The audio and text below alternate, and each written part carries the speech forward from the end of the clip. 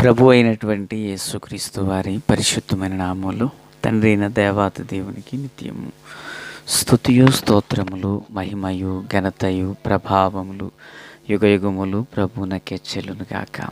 ఆత్మీయులారా, బాగున్నారు కదా? దేవుని మహాకృపను బట్టి మరొక పర్యాయం మనం ఇలాగున కలిసి దైవవాక్యమును ధ్యానించే కృపాభాగ్యం మహాదేవుడు మనకు అనుగ్రహించున్నారు.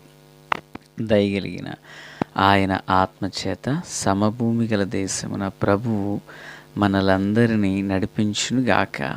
ఆమేన్. ప్రియులారా, నేటి దినాన వాక్యం ఆలస్యంగా మీ మధ్యకు వస్తుంది. గల కారణం విస్తారమైన పరిచర్య లేక మీటింగ్స్ను కూర్చిన పనులు ఉండుట వలననే. సరియే, నేటి దినాన వాక్య ధ్యానం కొరకైన భాగము సంఖ్యాకాండము 32వ అధ్యాయము.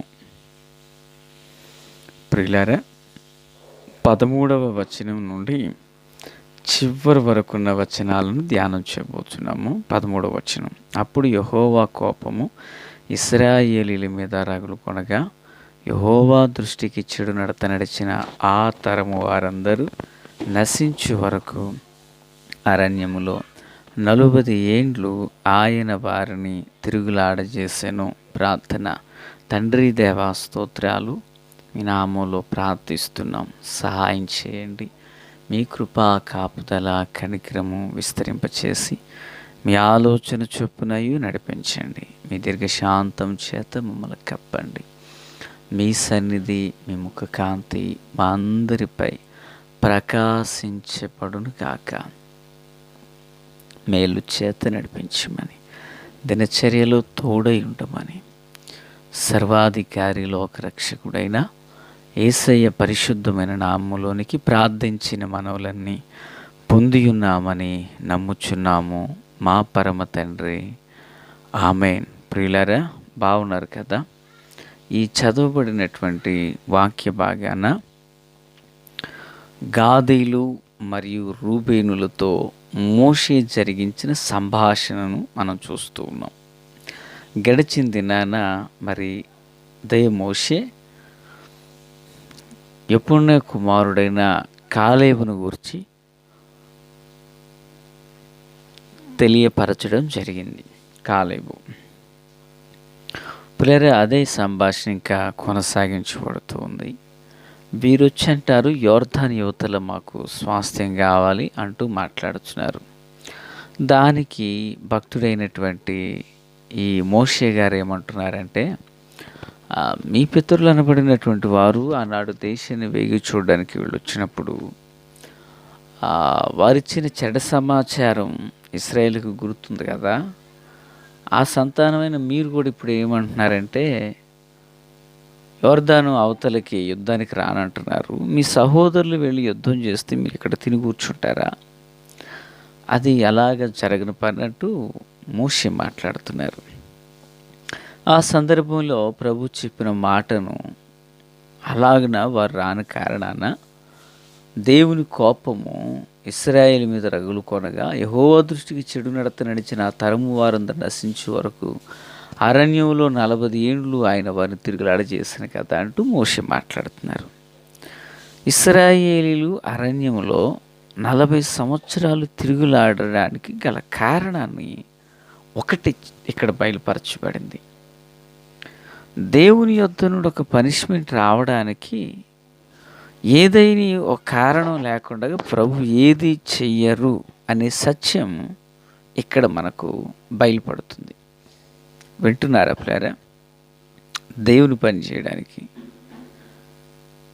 ఏ వ్యక్తి అయితే కాస్త వెనకంజ వేశాడో ఆ సందర్భంలో ప్రభు వారి మీదకి ఒక తెగులును రప్పించినట్లుగా చూస్తున్నాం. జాగ్రత్తగా విందాము.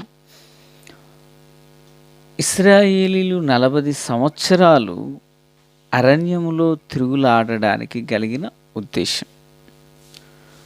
నిజానికి భక్తులు కొందరు అంటారు, అది 40 దినముల ప్రయాణము అని కూడా కొందరు అన్నారు. అయితే వీరెన్ని సంవత్సరాలు వారు తిరిగారట. గల కారణం ఏంటంటే వాగ్దాన దేశాన్ని చూడడానికి వారు వెళ్ళినప్పుడు అటపులారా, వారు వెళ్ళినప్పుడు 40 దినాలు దేశాన్ని సంచరించి చూచి తిరిగొచ్చి వాళ్ళేం చెప్పారంటే, ఆ దేశం భయంకరమైన దేశం, అక్కడ నెఫీలీలు ఉన్నారంటూ చెడ్డ సమాచారాన్ని వారు అందించారు. ఈ చెడ్డ సమాచారం కారణాన ఇశ్రాయేలీయులు సణుగుకొని దేవునికి భిన్నంగా వారు పాపం చేసినందున దేవుని ఉగ్రత లేక కోపం వారి మీదకి బలంగా దిగొచ్చింది. ఫలితం వారు నష్టాన్ని కూడా చూడవలసి వచ్చింది. ఈ మాటలు వింటున్న ఆత్మీయులారా, ఇప్పుడు 40 దినాలు ఎందుకు తిరిగారంటే, ఇప్పుడు చూడండి, ఒక మాట చదువుతున్న సంఖ్యాకాండం 14, 33, 35 వచనాలు. మీ శవములు ఈ అరణ్యంలో క్షేమగు వరకు, మీ పిల్లలు అరణ్యంలో 40 ఏండ్లు తిరుగులాడొచ్చు, మీ వ్యభిచార శిక్షను భరించెదరు. మీరు దేశమును సంచరించి చూచిన 40 దినముల లెక్క ప్రకారము, వింటున్నారా, 40 దినముల లెక్క ప్రకారము దినమునకు 1 సంవత్సరము చొప్పున 40 సంవత్సరములు మీ దోష శిక్షను భరించి నేను మిమ్మును రోసివేసినట్లు తెలుసుకొందురు. ఇది యెహోవా అను నేను చెప్పిన మాట. నాకు విరోధముగా కూడిన చెడ్డదగు ఈ సర్వ సమాజమునకు నిశ్చయముగా దీని చేసేదను. అరణ్యములో వారు క్షీణించిపోవుదురు, ఇక్కడనే చనిపోవుదురు. అంటే వారు 40 దినాలు సంచరించిన విధానము చొప్పున దినమునకొక పర్యాయము, క్షమించండి, దినమునకొక సంవత్సరం చొప్పున 40 ఏండ్లు వాళ్ళు తిరిగారట. 40 సంవత్సరాలు వారు అలా తిరిగారు.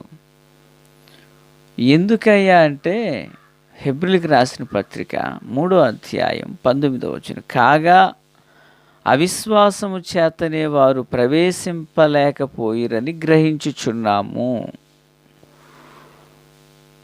అవిశ్వాసముతో వారు దేవుని శోధించారు. మనం ఆ దేశంలోకి వెళ్ళము, మనం ఆ దేశంలోకి రాము, దేశాన్ని స్వాస్థ్యంగా పొందలేము అంటూ వారు అవిశ్వాసపు మాటలు మాట్లాడి దేవునికి అవిధేయులై వాగ్దానముల యందు నమ్మిక ఉంచక తమ స్వచిత్తమందు మనస్సు నిలిపిన వారుగా వారున్నారు. ఫలితంగా జరిగిన విషయం ఏంటి? ఫలితంగా జరిగిన విషయం, దేవుడు తన విశ్రాంతిలో మీరెవ్వరూ ప్రవేశింపలేరని వారితో చెప్పారు. ఆత్మీయులారా, శ్రద్ధగా మాట వింటున్నారు కదా. మీరెవ్వరు విశ్రాంతిలో ప్రవేశింపలేరని ప్రభు చెప్పారు. ఈ కారణాన వారు దినమునకు సంవత్సరం చొప్పున ఐగుప్తు నుండి బయలుదేరిన ఇశ్రాయేలు అందరూ అరణ్యములోనే తిరుగులాడుచూ వచ్చారు. ప్రియులారా, అరణ్యంలోనే తిరుగులాడుచూ వారు వచ్చి ఆ మొదటి తరములో ఉన్న వారందరూ ఆ అరణ్యములో రాలిపోయేంత వరకు తమ పిల్లలు తిరుగులాడుతూనే ఉన్నారు. వారు రాలిపోయిన తర్వాత ఆ న్యూ జనరేషన్, క్రొత్త తరం వారు వాగ్దాన దేశానికి వెళ్ళారు.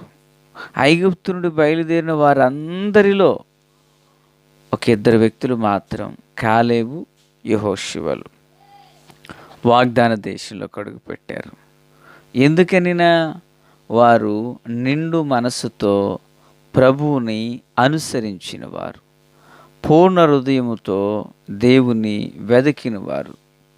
యుద్ధం చేయవలసి వచ్చిన సందర్భంలో మాకీ వంతు కావాలని కోరి వారాగక, ప్రియులారా, కోరి వారాగక దేవుని సంకల్పము కొరకు, శత్రువులను జయించుట కొరకుగాను వారు ముందుకు సాగిపోయినవారు. కనుకనే దేవుడు వారి ఎడల అత్యధికమైన కృపను కనుపరిచి మేలును అనుగ్రహించి, ఆత్మీయులారా, వారిరువురిని వాగ్దాన దేశంలోకి నడిపించారు. ఎవరైతే అవిశ్వాసంతో మాట్లాడి దేవునికి కోపాన్ని పుట్టించారో వారు అరణ్యమందు రాలిపోయేంత వరకు వారిని త్రిప్పుతూనే వచ్చారు. కనుక దేవుని పిల్లలుగా దీని ద్వారా మనం నేర్చుకోవాల్సిన మాట ఏంటంటే, అవిశ్వాసంతో మాట్లాడకూడదు. అలాగున అవిశ్వాసంతో మాట్లాడుట వలన దేవుని ఉగ్రత ప్రజల మీదకు వస్తుంది. దేవుని ఉగ్రత ప్రజల మీదకు వచ్చి ప్రజలను ఇబ్బంది పెడుతుంది. కనుక దేవుని పిల్లలుగా విశ్వాసంతో దేవుని కృపను పొందుకుందాం. దైవ కార్యములు సఫలపరచునుగాక. తండ్రి దేవా స్తోత్రం. దీవెన ఆశీర్వాదం దయచేసి మేలు చేత నింపి నడిపించండి. మహిమ పొందండి. మీ కార్యము సఫలపరచుమని యేసయ్య నామమున అడుగుచున్నాం మా పరమ తండ్రి. ఆమేన్. Praise the lord.